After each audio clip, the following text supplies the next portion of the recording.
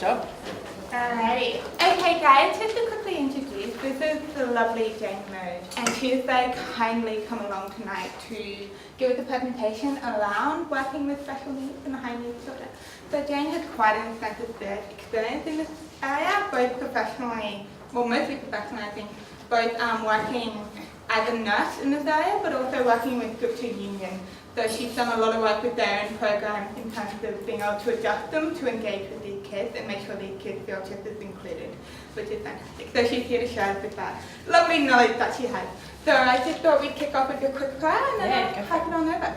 Dear Heavenly Father, I just thank you for Jane. I thank you for all of us who are here tonight.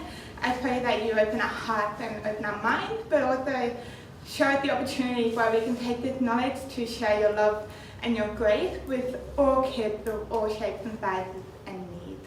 So we just thank you and we pray that we come together to be able to glorify you continually. Amen. Amen. Cool. Hey guys, thanks for having me. I am sick, I apologise, so if my voice starts to break, it's not because I'm slowly turning into a man. If I am, then it's a nice little surprise on film.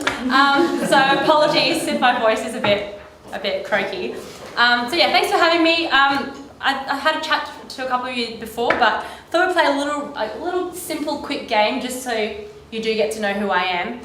So I've got 5 facts for you, and one of them is a lie. So I'm going to give you a bit of a rundown of each fact, and you can decide from there, and we can do it as a bit of a group. So the first one is I have a little puppy named Bojangles. It's a little brown and white dog. It's Jack Russell. I'm addicted to frozen Cokes because happiness in your mouth. It's amazing. I have been kicked out of Hungry Jack's before. I represented Australia in Ultimate Disc. I don't know if anyone knows what Ultimate Disc is, but it's a real sport. And the last one is I love Celine Dion. It's like the best road trip sing-along ever.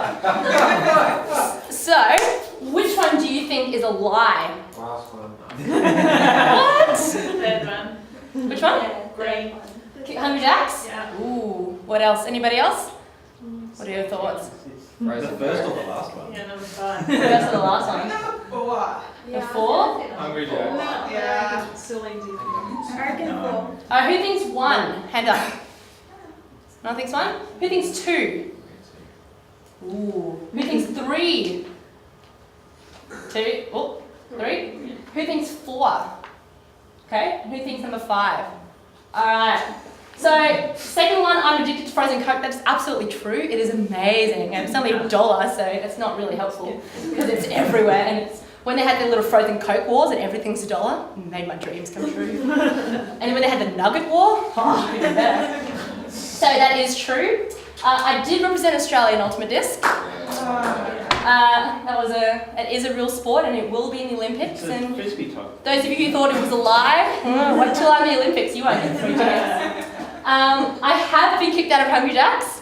It was a friend of mine made one of those light, when you connect all the straws together, it's really high up. I'm not a very tall person, so I tried to drink out of it and spilt it all over the floor. And then I got the mop bucket, mopped it, slipped on the floor and dropped the mop bucket over. And they said, you can leave now. And I said, okay. Alright, so who changed their mind? Who thinks it's 1? Who thinks it's 5? 1? You don't have a puppy. Who thinks 5? Alright, I don't have a puppy. That is a lie. But if I did have a puppy, I would not call it Bojangles. That's totally a monkey name. Everyone knows that. I'd have a little pug. Call it Maurice. I love Celine Dion. Who doesn't? Say that to me.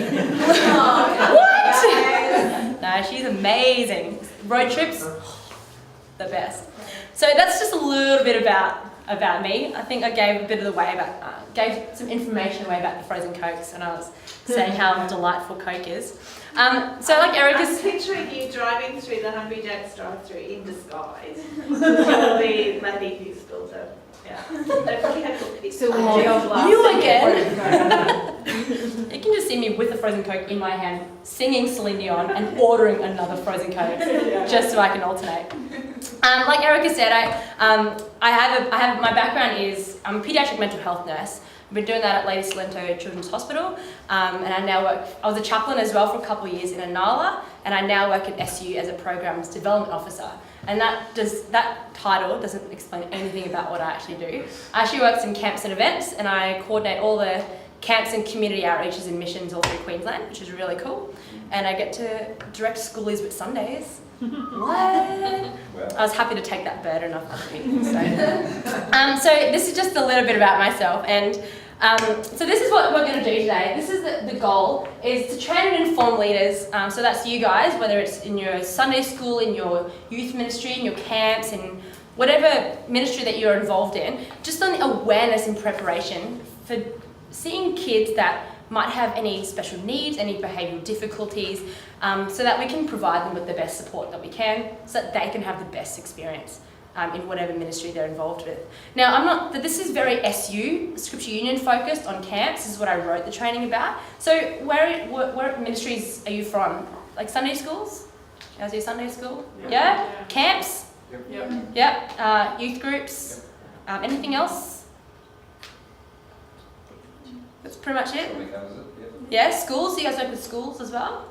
Yeah, like RE and stuff. Cool. So yes, so apologies if it's too SU specific. Some of the examples on there might be like that. So please feel free to tell me your experiences. Like, this has worked, this hasn't worked.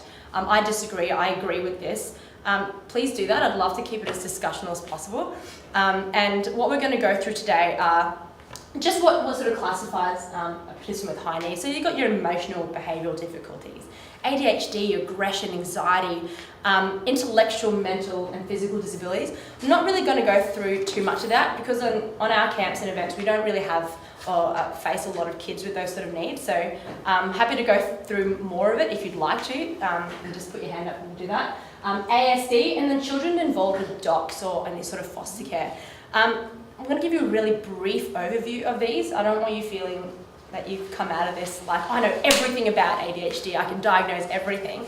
This is just basic strategies on what we can do to help kids who have those sort of things. I don't want to create any sort of stigma either or stereotype on these. It's not a negative thing I want to talk about. Every child is different, and we should be blessed to have these kids on our events so that we can help them out. Alright, so emotional and behavioural difficulties. I've just got a little video for you. This is really funny. And he's Asian, so yeah!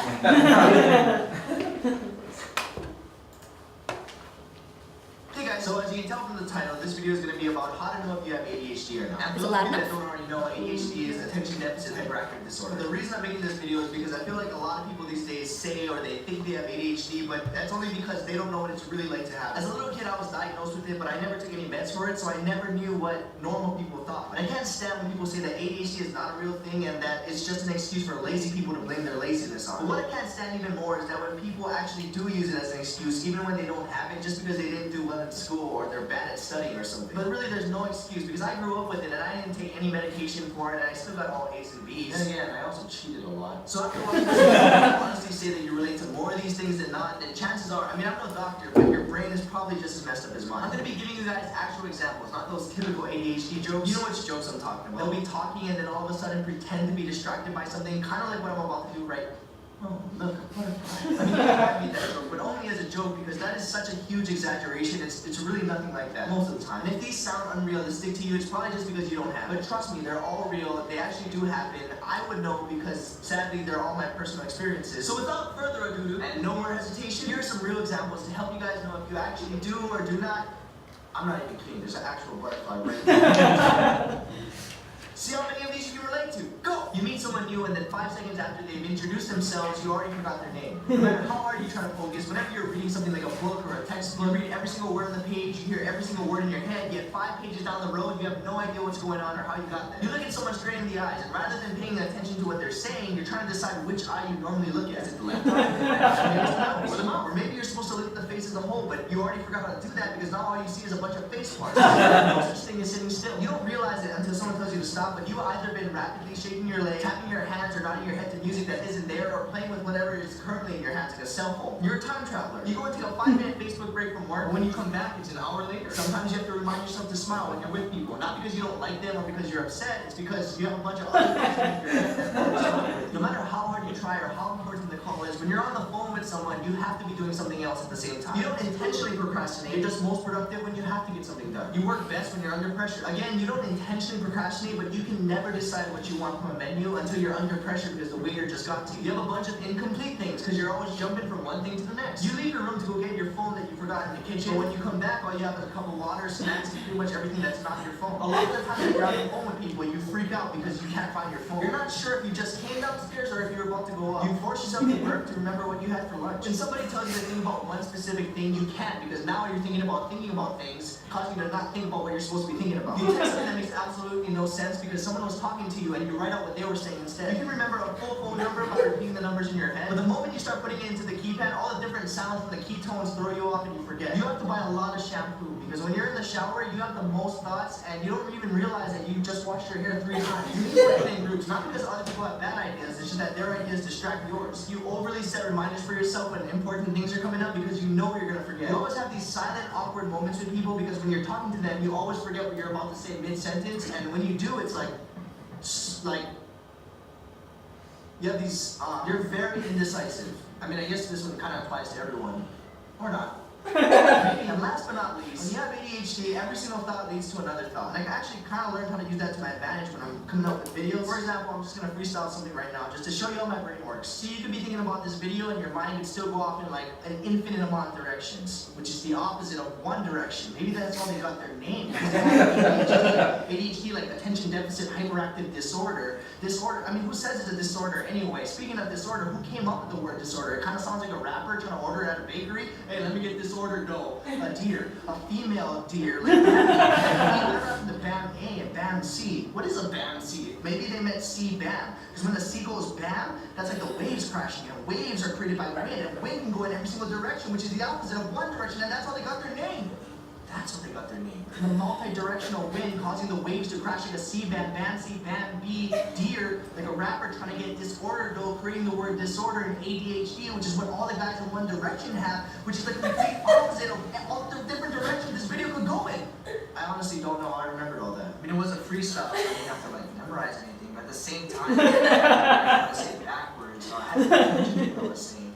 I mean, I guess to a certain degree, I don't have ADHD. Oh, look, a butterfly. The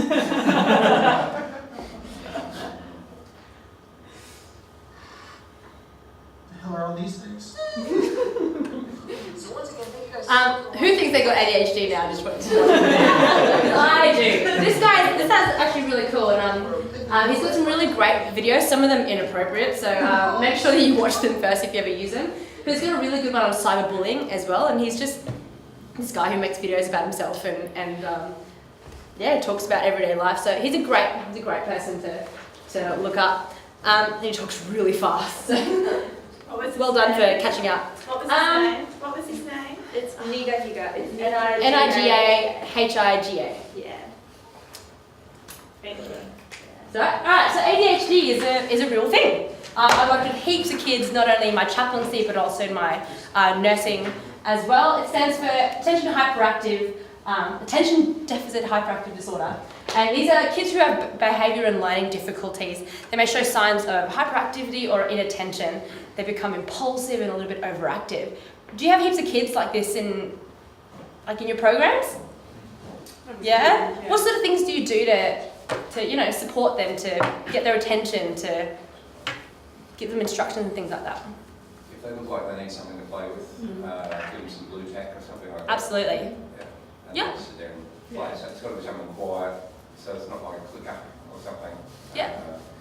That blue tack they can kind of play with. Absolutely. And like you're saying, they just constantly have to do stuff. And it's not necessarily because they're not listening to what you're saying. I remember having kids at camp who just had to draw. And they were drawing everything. And you're sort of going, oh, these guys aren't even listening.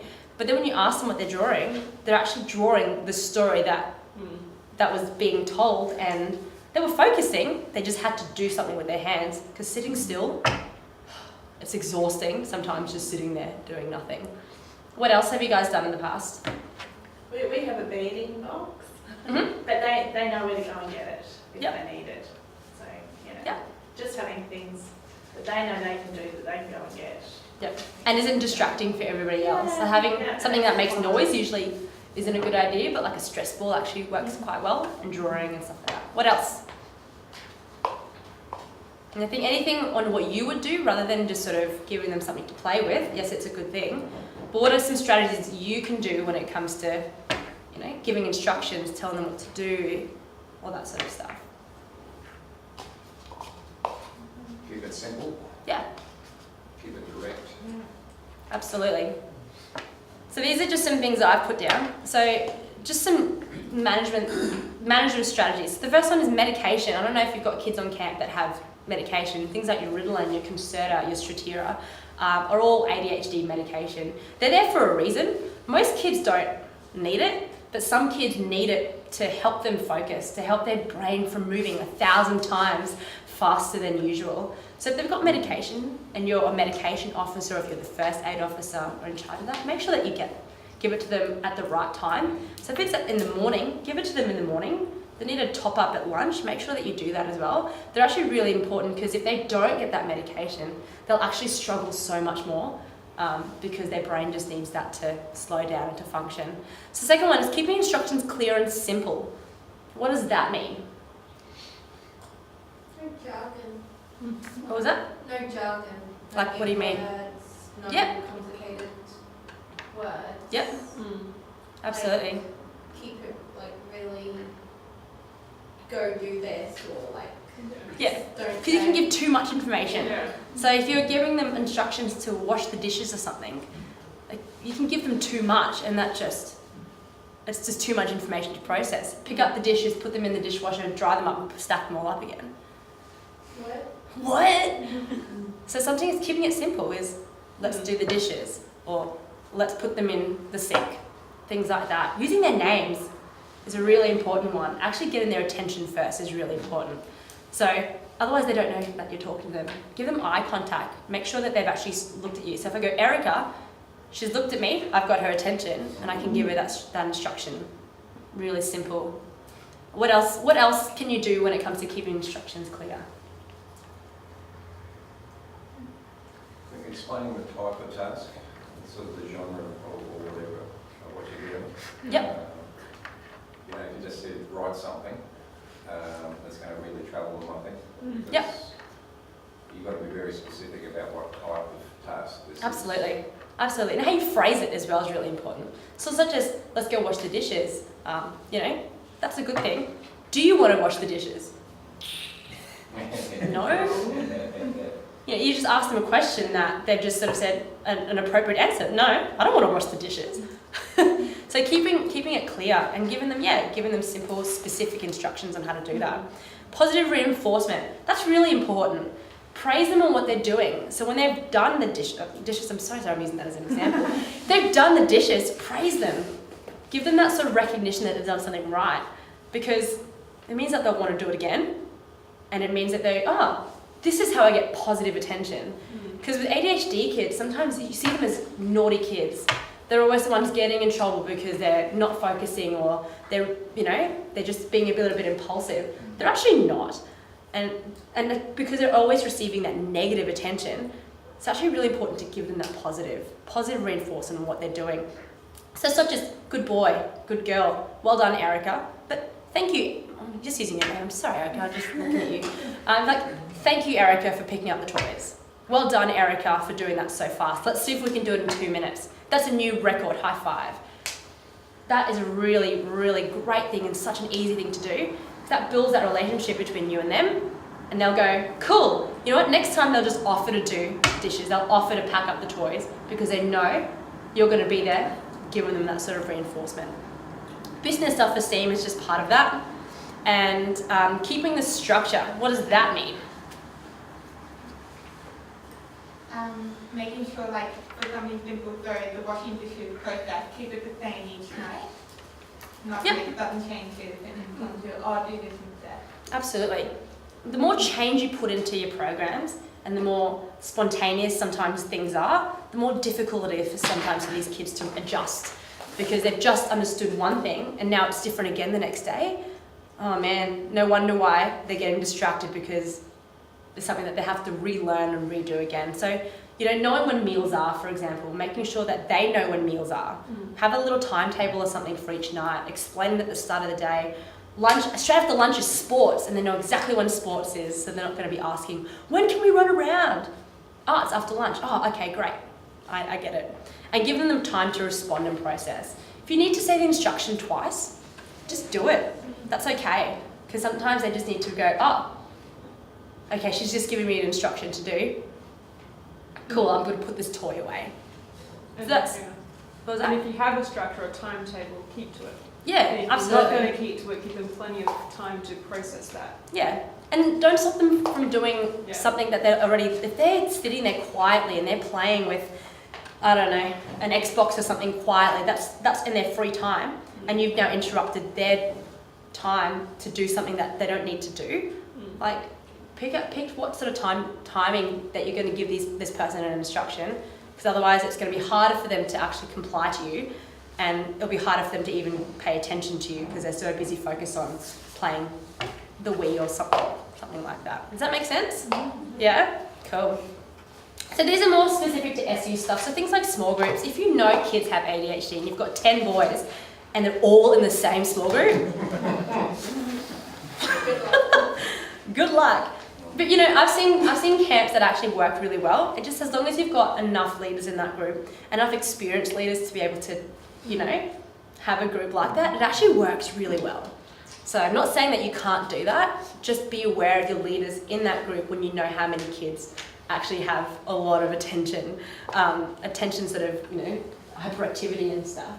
So be aware. So if you've got 2 or something in that group, you might, it might be good to split them up, or having 10 means maybe you need to go outside and kick a soccer ball around first, just to, release that energy, and then just throw a ball around when you're talking and having those sort of small group discussions. Because they're still listening, they're still focusing, it just means they're doing something and it's a bit more contained as well. So awareness of who that child is. When you're on camps, do they have registrations, forms and stuff do they fill out? Is there one of the questions that they ask about ADHD or things like that? Yeah, probably. I know with ours, we sort of, if they have any issues that we need to be aware of, Yeah. they fill that in, and then if they don't give us enough information, we usually touch base with them beforehand, Great. and get more. That's a really important to have. If you know your small group and you've got 5 kids in your group and you know that 2 of them have ADHD, know who that person is even before. When they get off the bus or when they arrive on camp, you go, oh, okay, not you have ADHD, just more, right, okay, I need to keep an eye on them. I know, that I need to spend some time with them, give them an extra support. Next one is give them jobs, keep them engaged. When you're setting up soccer fields or things like that, make them put up the markers and stuff. 1, it means you don't have to do it. Yes. 2, it gives them the job and makes them feel important, and also lets them burn off that energy. Give them a time frame. So let's see if you can do this in 30 seconds. Then praise them. It's another opportunity to say, hey, well done. 30 seconds tomorrow, I'd love your help again. Let's see if we can do it in less.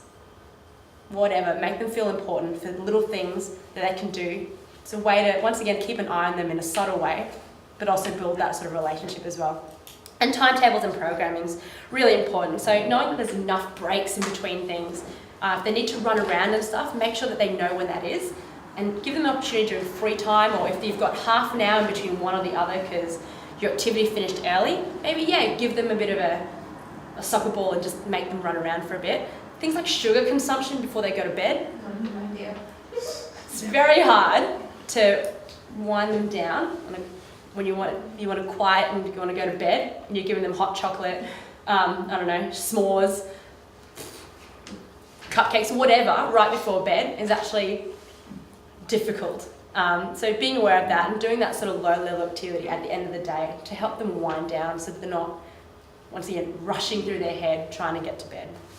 Any questions about that? No? Cool. So just 5 key tips, same thing as usual. Clear, simple instructions. Getting their attention first is really important. Program appropriately. provide that positive encouragement and praise, and ensure that they're getting the medication as instructed. So they're really simple things for kids with ADHD. It's really common. It's really common for boys as well, from about 8 to 14. It's actually quite common. So keep an eye on them, and they're not naughty kids. So give them an opportunity to have a positive relationship with you, and looking at this kid in a positive way rather than always having this negative sort of stigma on kids with ADHD. They're going to be a handful. Oh, they're always running around. They're always naughty. Actually, they're not. And sometimes these little structures are really important to see that kid just shine in your event. So that's really exciting. Cool. Happy to move on? Awesome. Anger and aggression. So I deal with a lot of kids with anger and aggression in my line of work. Like in my mental health unit, we're actually a last resort unit. We're looking at kids who are too unsafe to manage in the community because they have aggressive outbursts and they're quite physically and verbally aggressive as well. So anger, it's normal. It's a natural thing. We all get angry about little things or big things, but it's how we react to those emotions that it becomes an issue. And with kids, they have a lot of difficulties in actually managing those, and they become aggressive. So that's verbal and your physical aggression. These come in many different reasons behind it. Like, not understanding tasks is a really, really simple thing that kids can get so upset about. Things like reading and writing. I remember having a boy in my small group who was 13, and he couldn't read. He was just getting angry. He was flipping things around. He was swearing and just basically leaving the small group because he didn't know how to read. And if I can get angry and avoid that task, then I'm good. Same with schools. You see kids, acting out because they don't want to do the task. Not necessarily because they don't want to, it's because they just can't and they don't understand it. And when you're a 13-year-old boy and you can't read, that's a really embarrassing thing, and they won't admit it, and they won't want to say, oh, it's just because I can't read, and they become aggressive. So that's one thing to be aware of. So if you do have a child with that sort of aggressive sort of outburst and stuff, sometimes having a bit of a chat to them and actually finding out what it's got to do with is a nice thing to find out, so that you can support them as they need it. Trauma. A lot of kids face a lot of abuse, a lot of exposure to violence, whether it's at home, whether it's domestic violence, whether it's physical violence, whether it's on TV, whether it's at school on bullying and things like that. And we've got a child who is still learning and growing up, and they're exposed to this on a regular basis. They look at this as a everyday common thing that's acceptable. So there's some of the reasons why kids can become aggressive. Learned behaviours as well. These are kids who are learn that if they get angry, they get what they want. If no one's told them that, actually that's not appropriate, or no, you can't have that, and they continue to be angry, they work up, they start threatening, and they end up saying, oh, they get what they want anyways. They constantly learn that, and they sort of go, right, I can do this in every single situation, not just from home, but at school or in camps or anything like that. So that's a social skill, and that's also usually an environmental issue as well. Stresses at home. Sometimes on camp we get kids who have had, mum's away or something, and they become quite upset that mum's away, and they bring that sort of stressor from home onto camp. Or their dog is sick and they're worried about it and they get really stressed out, and their only way of reacting is usually angry. There's sort of reasons why some kids get angry. Would you tend to find this more in boys than you would in girls? No? No, it's actually quite even. Boys are just they're a bit more physical in their signs of aggression. Girls are a little bit less so, definitely. Subtle about it. I don't know. A little more verbal about it. Yeah. They're a bit more verbal about it than physical, because boys tend to not worry about what it does to themselves. Like if they become quite violent, if they do start punching, they start throwing things and stuff. Girls do a lot of throwing, but boys are a bit more sort of physical with their body, because they don't really care about the effect that it does on them, whereas girls are a little bit more, oh, I don't want to hurt myself, sort of I'll just throw things that I can or start sort of threatening things. So it's common for both. I've definitely seen both. So yeah, anything else that might cause anger or aggression that you've seen? Well, I was already mentioning embarrassment, yeah. Not really sure what's going on. Usually it's just avoiding. Yeah. Yeah. Or they've just got a low tolerance for things just not going their way. Or somebody said a naughty word, or they've called them a name and things like that, and they've got that sort of low sort of resilience, and they work up from that. So these are just some basic sort of signs to look for when it comes to like seeing kids with aggression. So yelling and swearing, that's a really common thing.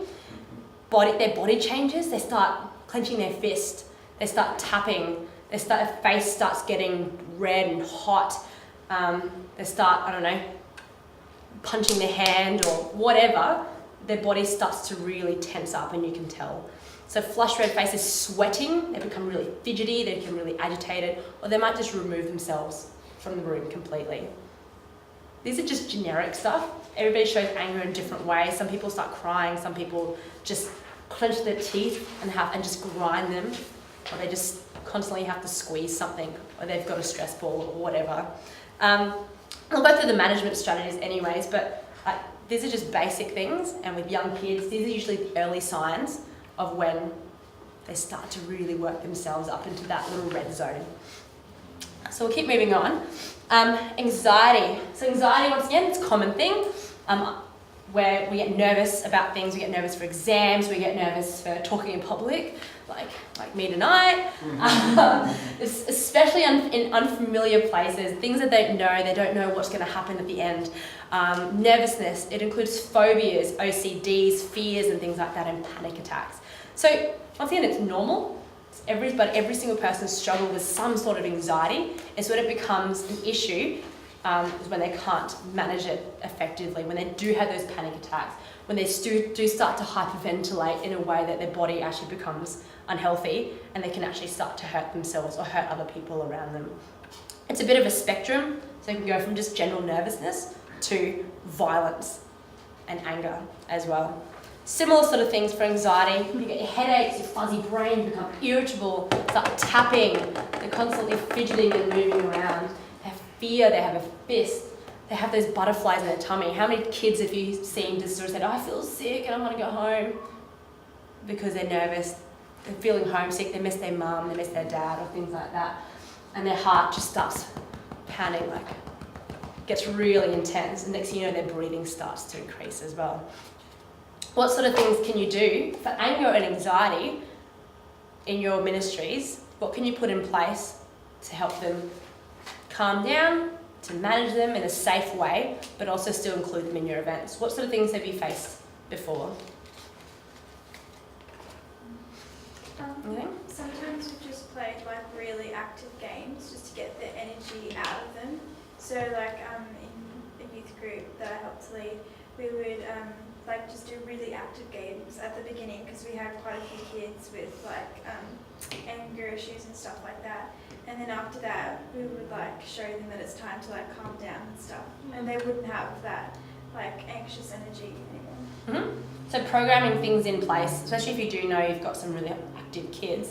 And I think that sort of de-escalation, that sort of calming sort of thing is really important. And in any sort of programming, if you know it's going to bring some sort of high energy, you need to bring something else that will bring them back down to that level as well. Cool. Anything else?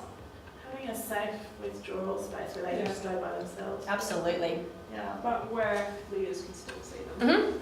Yeah, a chill zone. Sometimes events have a chill corner. They've got bean bags, they've got pictures, they've got books, they've got those sort of tactile sort of game or toys that they squeeze or. We had a timeout seat. Yeah. So yeah. Yep. So be careful with timeout seats because timeout seats can be. We didn't say it was timeout seat, Yeah. but just how about you take a break and go sit down for a while? And actually, timeout seats actually really important to have too. It can be used really differently. One for behaviour sort of management, you shouldn't have punched that kid in the face. Let's sit down in the timeout sort of seat. But you can also be. It can also become quite negative where this person's just getting anxious, and instead of giving them a time to chill out, it's like they're being punished Yeah. and putting them in the timeout seat. So just be careful of that and be aware of that. If it's just sort of a quiet corner, that's okay. But just be careful about using a timeout seat, because that's something they have at home or something they have at school where you have to sit in the principal's sort of timeout seat and stuff. So careful of that. Anything else? I think distractions, things they like that you know that will calm them down. Yep, absolutely. Distractions is one of the best strategies you could ever put in place. If you know somebody that can just talk and talk and talk and talk and talk, send that leader to them. So I'm just using your Pokemon shirt. Like, I see you love Pokemon. That's great, I love Pokemon. I used to have a Game Boy. My first Pokemon was a Squirtle. What's your favourite Pokemon? What's your favourite type? Water, electricity, what? They can talk. Next thing you know, they're like, oh, I love Pokemon. And they're calm and they're ready to go. Anything else? Music, something musical. Yep. Yeah. Absolutely. Cool. My battery's about to run out. I don't know if this PowerPoint's working. It's plugged in. It's like about Yeah. 3 power boards. It's working. You're just going to show out Isn't it? second. Yeah, it is it. And I'm talking to you. Nope. Sorry. Mingle among yourself. Do you still need sound? I don't know. Unless you're going to play that video again. Let's see what happens. We can just look at funny YouTube videos later on tonight. I could spend an hour on YouTube. The best. Only an hour? Well, I don't know. Yeah, even I can do it now. Especially when it goes into like related videos that really aren't even related. We're good. Awesome, beautiful. Thanks so much. Cool. You guys still with me? You guys still awake, still alive? Cool, we've done that. Cool. These are my little 5 key tips for you. So with anger and anxiety, encourage that deep breathing. Deep breathing is a really simple strategy you can put in place, especially if they're just getting so worked up. Any other strategy won't work unless they're actually calming down. So if you're somebody who gets really, really sort of nervous and you're the one that's getting anxious because they're anxious, you're probably not the best person to send. So know your limits and know if you're the person that also goes, oh my gosh, do some deep breathing, come on.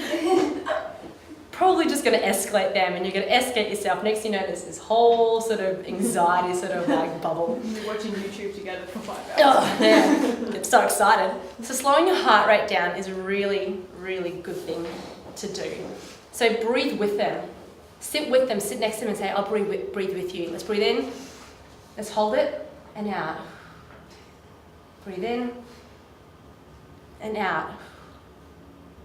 Using that sort of calm voice and being the calm person in the room, you've got to do that in order to calm them down. So know your limitations. Send a person who you know is the calm one or has that relationship with them and sit with them to do that.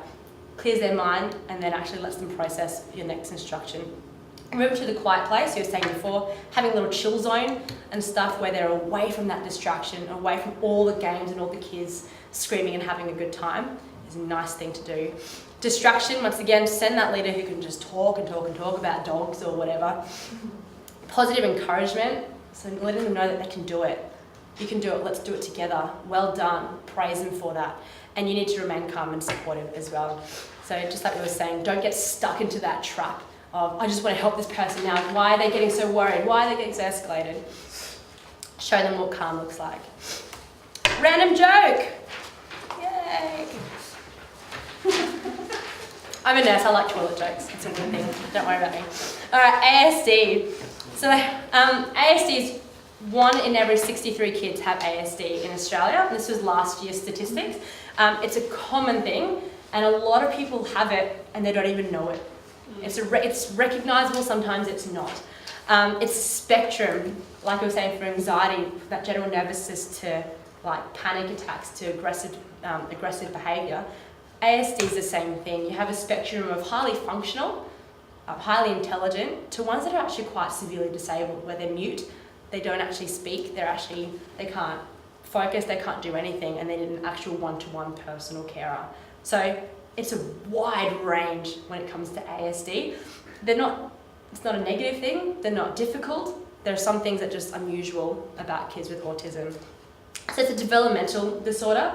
There's kids that have different sort of, I guess, I can't think of the word, like they look at the world differently sometimes in the way that they process things, in the way that their sensory sort of reactions are to things like taste and feels, and how they interact with others as well.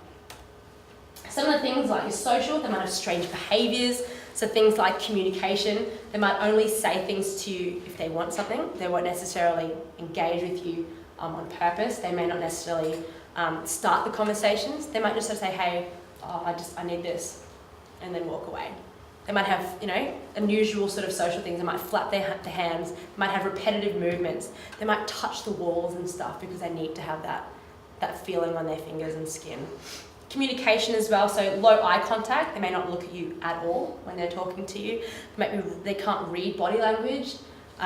Facial expressions, tone of voice as well. So be careful about your sarcasm when you're on your events, because sometimes sarcasm can be taken so literally that next thing you know, this child is looking at you making fun of, a leader in a joking sort of way. It's just sometimes it's what we do. It's that sort of healthy sort of banter. But for kids who don't understand sarcasm or body language, they're looking at you going, What? How dare that leader say that to their friend? Like, they just insulted them. That's bullying, It's actually not like that. So be careful about the way that you use those sort of jokes, where you make inappropriate sort of jokes with each other.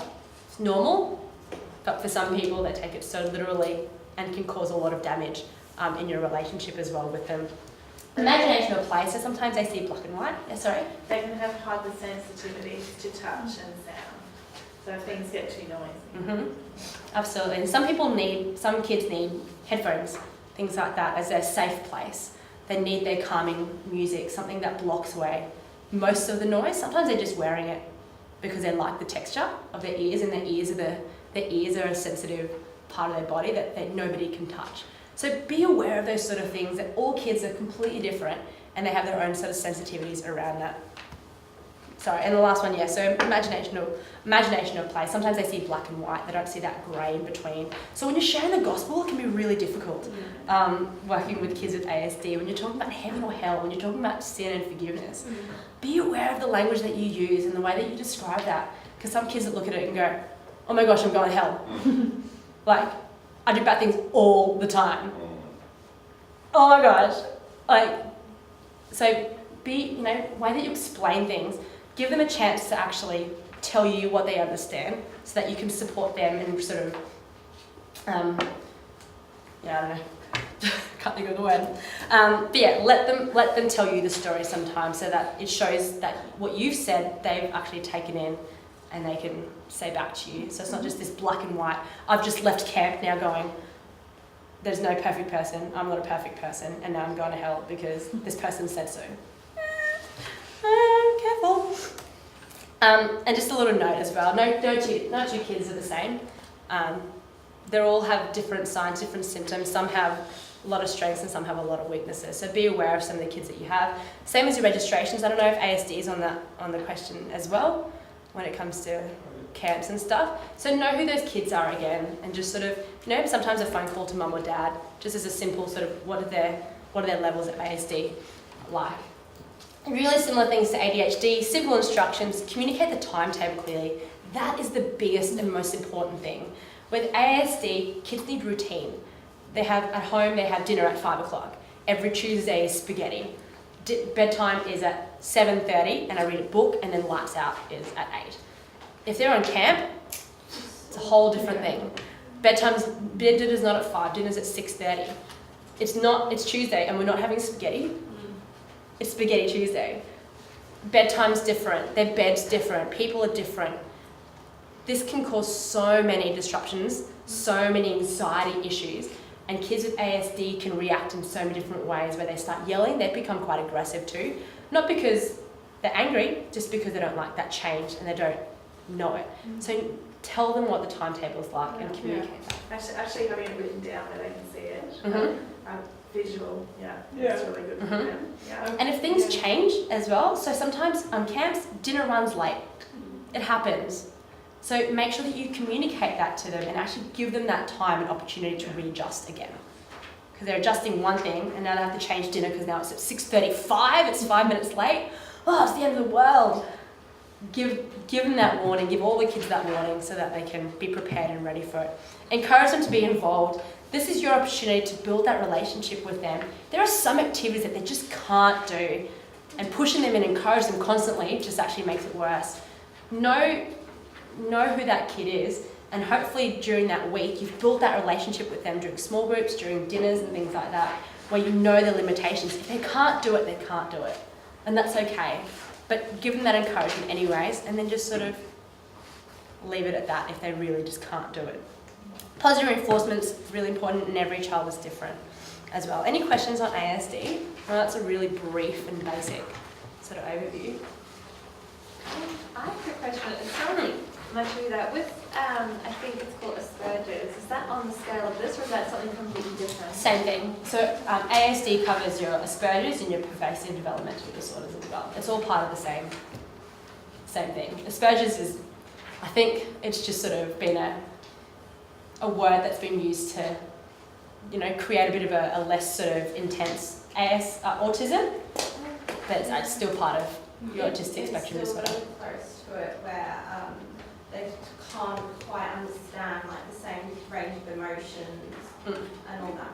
So some have a bit more rigidity, and some have a bit more social difficulties. Yeah. I just wasn't sure because I've heard it so many times, but I wasn't sure if it's a category on the spectrum or if it's its own thing or... It's the same thing. Yeah. It's the same thing. Yeah. But people think it's a separate thing, but it's not. Random joke! Yay! Cool. We're nearly done actually, so we'll go through these ones. These are just disabilities. I don't know if you have a lot of kids on your events with disabilities at all. We had one last year. Yeah? Sure, she's coming back. Quite a severe disability, or? What was it? I can't remember anymore. She was in my small group too, so. Yeah, no, that's okay.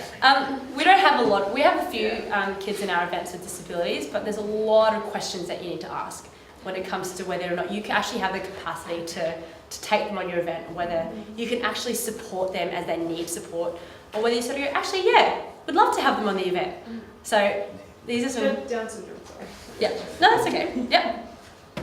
So disabilities are physical, mental, or intellectual disabilities that limits a person's movement, limits a person's activities or ability to do what we call ADLs in medical terms, is activities of daily living. So things like working, things like shopping, things like driving, things like getting an income or whatever is all part of your ADLs in that sort of life. And usually disabilities are things that stop them from doing that. So these are things like accidents, called the accidents, trauma, genetics, disease from birth, and things like that.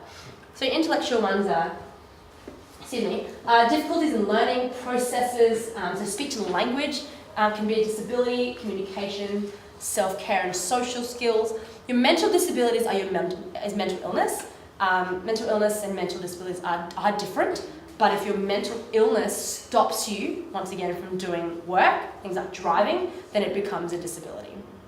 And physical disabilities are things like, amputations, things like cerebral palsy also comes under physical disabilities, things like eyesight and all that sort of stuff. It's all part of that. So that's all I'm really going to cover about disabilities, but what I really want to focus on is questions to ask. What I've given as part of the handouts is what we have in our handbook. This is our Scripture Union Director's Handbook. What questions do you need to ask for kids who have special needs or high needs, and disability is a part of that? Do they have difficulties in drinking or eating or things like toileting? Can you as leaders or can you as directors, do you have the ability to make sure that they do have that support for eating or drinking?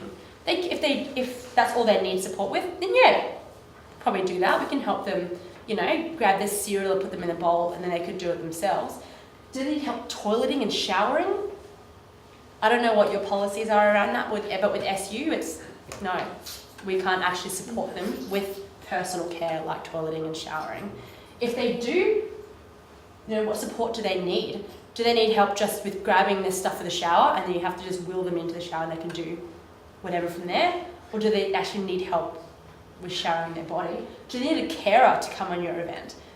We've had events where carers actually come in just to help them shower and then leave. That's okay, that's fine. But if they don't, we don't take them on the events because we can't support them that way. Do they need one-to-one support? It's okay if they do. Sometimes they need to have somebody walking with them the whole way, just in case they fall over. If you have the capacity to do that, if you have enough leaders to have one leader on a one-to-one basis, yeah, absolutely.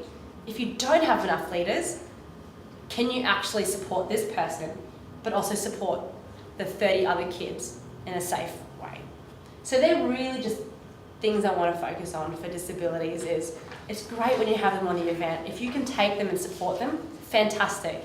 Give them a chance to be part of your event and give them that awesome experience. We've had kids with Down syndrome before on schoolies. We've had kids who had a visual impairment and was actually blind, and we had them on schoolies, and we were able to support them in an appropriate way, and they had an amazing time in our events because we had that capacity to do so.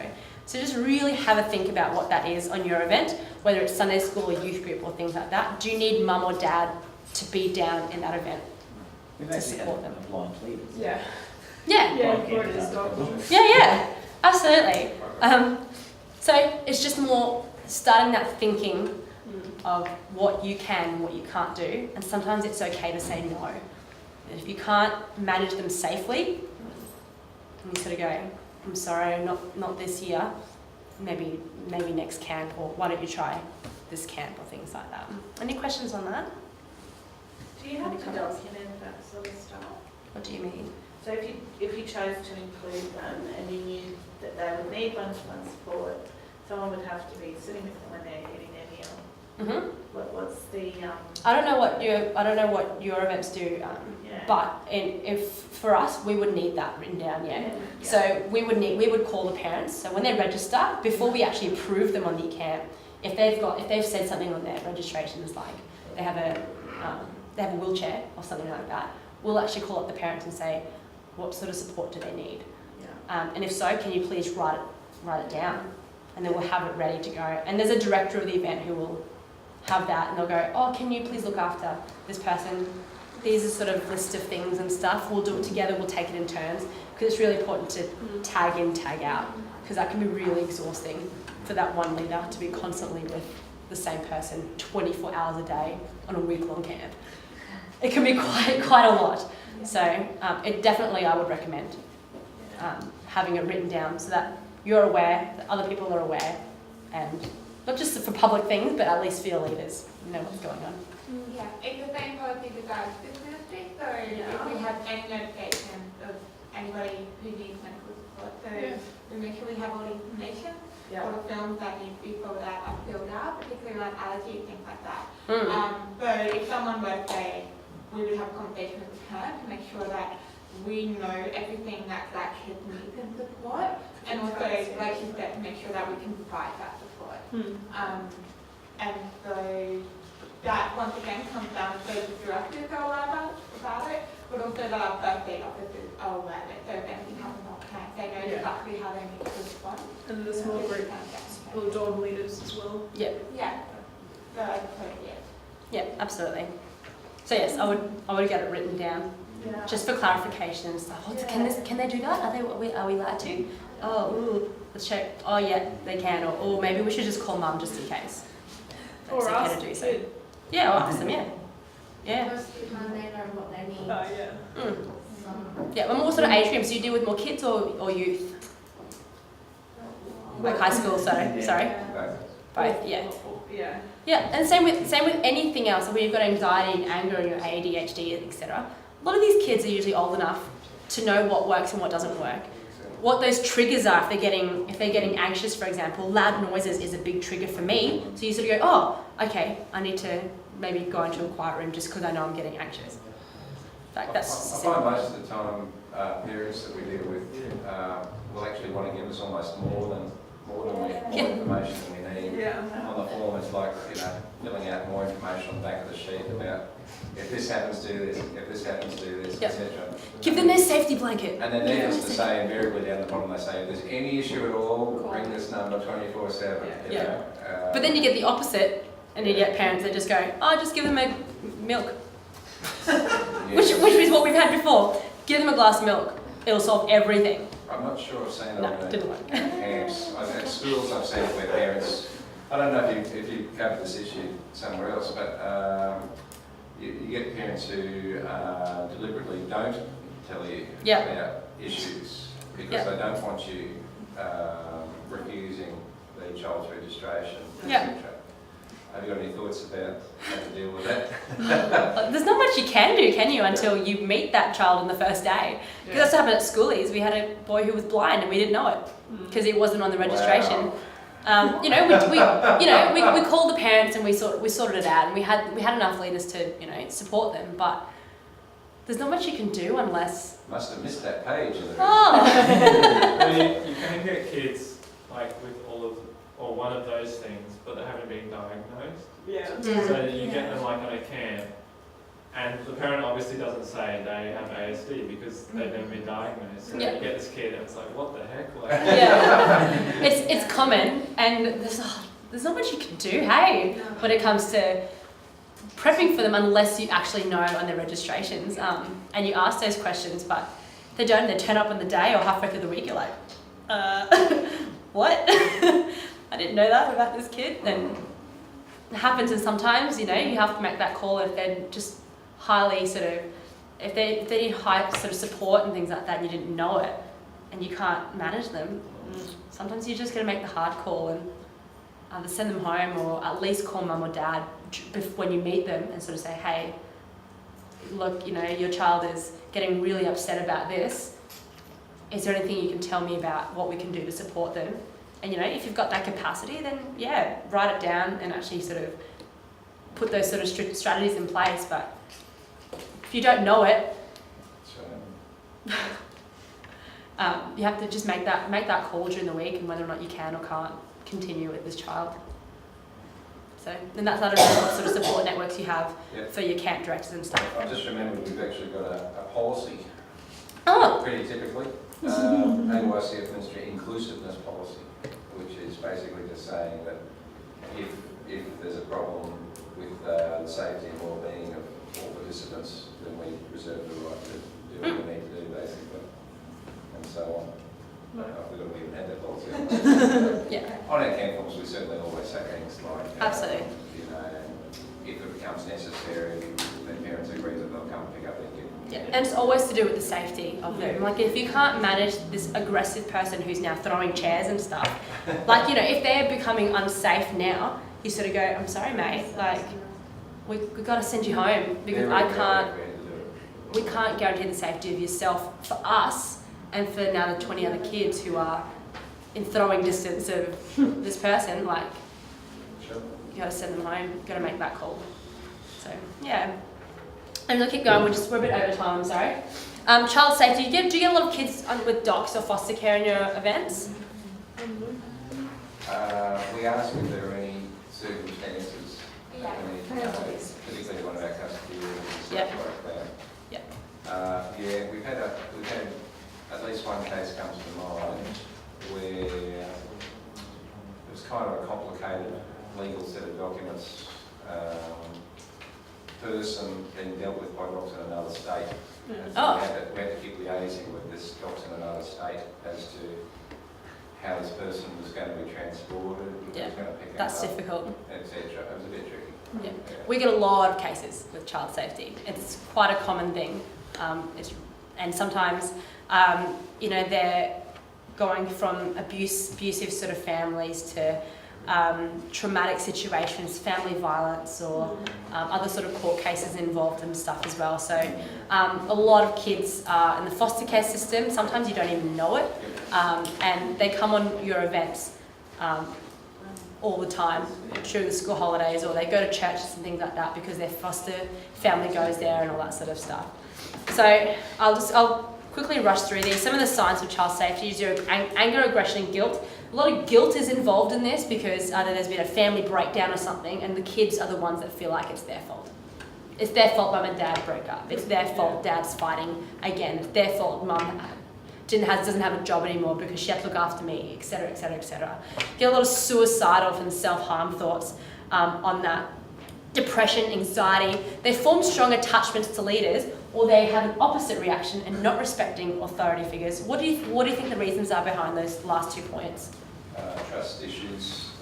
They've been let down by significant authority figures in their lives. Yeah. Why would they trust you?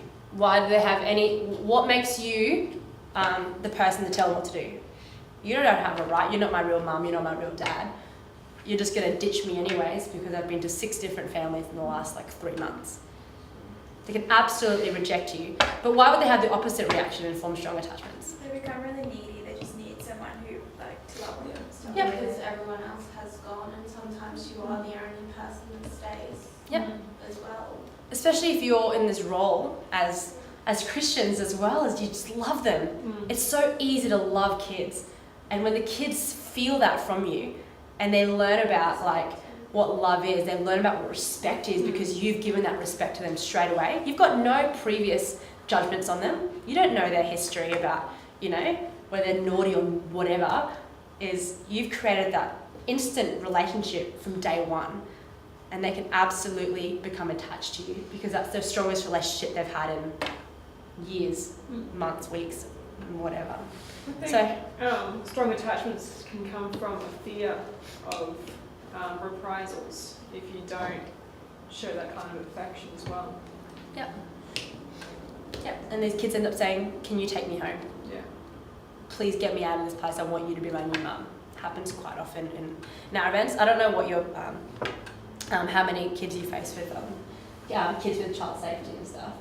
And I don't know, this one as well is we have a lot of kids that come on our camps because their foster system looks at SU and goes, "Oh, that's a camp. Oh, great, it's a thing that we can send this kid to so that our carers can have respite and stuff."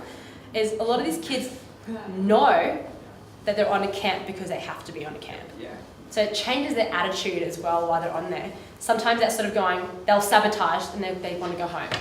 Because at home they've got their Nintendo, they've got their PlayStation or whatever, they've got the new Halo, and they're like, "Yeah, I want to be at home all week and stuff." But now they're on this camp because carers need a break. They know that and they'll sabotage, they might become angry, they might become violent so that they can go home. So those sort of things are just to be aware of. And that's sort of, sometimes you use sort of going home as a bit of a threat, for them to behave and stuff like that. And they'll go, "Oh, you're sick, I'm going to go home." So just be aware that it's not because they want to be on your event, but because they have to. But look at it in a way that, it's a really sad case in most of those families, but think of it as a blessing as well. Think of it as an opportunity to share with these kids that, that you love them and that you respect them and that God loves them. It's an opportunity to share what real love is that doesn't leave them. If they change from family to family, that they understand that love of God, that acceptance from God, they'll come out of that week as not only feeling like they had to be there, but as an absolute blessing. So when kids walk away or something like that from small groups because they're angry or upset, don't think of that as a negative thing. Think of that as an opportunity to go, "Oh, I can now have a one-to-one conversation with them. I now have an opportunity to connect with this person which I may not get at all during this week, but because they've walked away in a huff and a whatever behaviour sort of issue, look at it in a positive way and go, "You know what, I'm going to have a chat to this kid. I'm going to find out what's going on," so that you can build that trust, build that rapport, and go from there. Have you had kids who are between foster placements? Not usually. We don't usually, because the foster care systems are the ones that register the kids, so they're usually already involved in them. We have a few sort of custody sort of issues, and they're sort of questions that are included in the worksheet that I gave you. Just some things you need to be aware of, because if dad comes along but it's his turn for custody during that week, but mum's the one that sent him on camp, you're like, oh, this is really awkward, because that parent has every right to come to this camp and take this kid home, because it's actually their week to have them. And you sort of go, "Oh, this is really awkward." So there's things to be aware of. It's just the final slide for you is be prepared is the first thing just to come out of it. Be prepared. I've said refer to a handbook, that's the SU handbook, but know what your policies are. Like if there are policies on things like inclusiveness, if there's policies involved in things like how to manage misbehaviours and stuff like that, make sure you know them because you can do a lot more harm than good by doing that. I don't know about this one as well. We're not there to counsel or cure them. So if sometimes you want to be that superhero, you want to be that person that tells them the answer, tells them what to do, can be really dangerous. Because either this kid will do as you asked, or they'll go home and next thing you know, they're telling mum or dad that, oh, this leader told me that I should do this, and you're sort of going, whoa, I'm not your parent, so you shouldn't just do what I've said to do. Be intentional about who to look out for and just how to support them. Know from day one who these children are who have disabilities, who have ASD, ADHD or things like that. Know from day one as they get off the bus or as they turn up to camp, so that you can go, I'm going to keep an eye on them. I'm going to sit with them at lunch. I'm going to sit with them in every single thing, between not just for small groups, but use every opportunity on camp to build that continual relationship. Because the stronger their relationships are, the more opportunities you have to share life together, to share your story, to hear their stories and to share God's story as well. And that every child is different. So that's basically it. If you have any questions, please do so. I know I've run over time, I'm sorry. Hopefully that gave you a really brief thing, just on something to be aware of and to be as prepared as you can for your events and your ministries and stuff so that they can have the best time and you guys can have a good time. That's it. There's my little contact details if you do want any questions. I'm at my SU office Monday to Thursday, so send me an email if you have any questions or give me a call. Yay! That's it. Hopefully that was okay.